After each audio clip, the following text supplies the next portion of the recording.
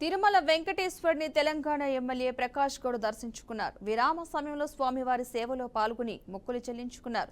దర్శనానంతరం రంగనాయకుల మండపంలో వేద పండితులు వేద ఆశీర్వచనం అందించగా ఆలయ అధికారులు శ్రీవారి తీర్థ ప్రసాదాలు అందజేశారు.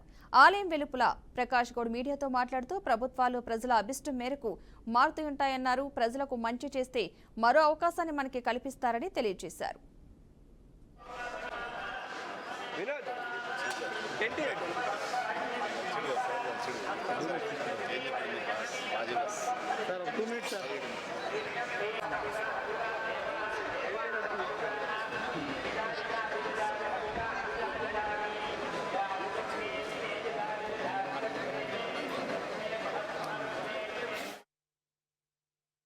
మొన్ననే మా నాయకుడు చంద్రబాబు నాయుడు గారు మీకందరూ తెలుసు, మేము కూడా టీడీపీలో పనిచేసిన వాళ్ళం.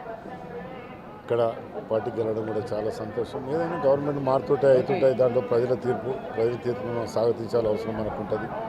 ఏదేమైనా తెలంగాణలో కూడా మీరు చూస్తున్నారు, ఈరోజు పార్టీలు అక్కడ కూడా మారినాయి. ఎవరు మారినా ఏం చేసినా ప్రజలకు ఏదైతే మనం న్యాయం చేస్తామో అప్పుడే మనం ప్రజలు నమ్ముతారు.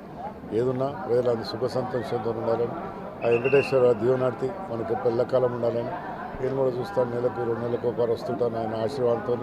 ఈరోజు నేను కూడా రాజేంద్ర నగర్ కాన్స్టిట్యూన్సీలో తెలంగాణలో 4 మాటలు గెలవడం జరిగింది.